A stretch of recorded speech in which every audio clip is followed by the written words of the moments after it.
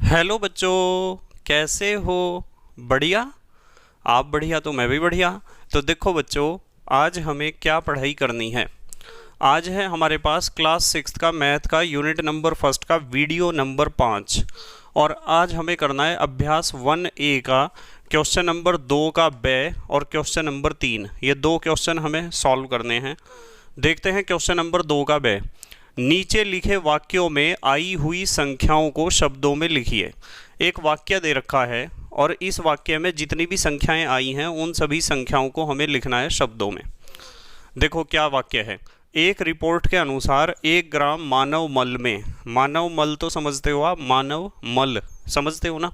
1 ग्राम मानव मल में ये एक संख्या लिखी हुई है। इतने जीवाणु अंडे होते हैं और इतने जीवाणु कोश होते हैं, इतने जीवाणु तथा इतने विषाणु होते हैं। मैंने इन संख्याओं को नहीं बोला है, नहीं तो हमें पहले ही पता चल जाता कि शब्दों में क्या नाम है। अब देखो, इन सभी संख्याओं को मैंने यहाँ लिख लिया है, अब इनका नाम हम लिखेंगे शब्दों में। ठीक है, तो सबसे पहला हमारे पास संख्या है, 1 के बाद 2 जीरो हैं, तो इकाई, ढाई, सैकड़ा। सैकड़ा को हम बोलते हैं 100 से। ज़्यादातर बच्चे इसे 100 ही लिख देते हैं, 100 ऐसे। शब्दों में इसका नाम 100 नहीं लिखना है कभी भी। कितना है यहाँ लिखा हुआ 1, तो आपको 100 लिखना है, 100 यह है इसका सही नाम शब्दों में, ध्यान रखना।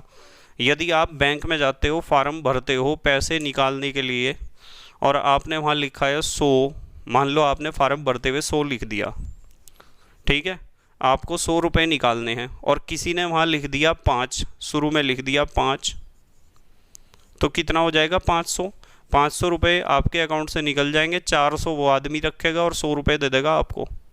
ठीक है, तो इसलिए कभी भी केवल 100 नहीं लिखना चाहिए, 100 लिखना चाहिए। क्या लिखना चाहिए? 100। ठीक है, इस चीज़ का ध्यान रखना है। देखो, इकाई, ढाई, सैकड़ा, हजार। ज़्यादातर बच्चे इसे लिखते हैं कि हजार। ये क्या है? हजार। हजार नहीं, 1000। क्या लिखेंगे? 1000। 1000 ये है 1000। अब इसे देखो आप, इकाई, ढाई, सैकड़ा, हजार, 10,000, लाख, 10 लाख। इकाई, ढाई, सैकड़ा, हजार, 10,000, लाख, 10 लाख। ठीक है, तो ये कितने लाख है? 10 लाख। 10 लाख।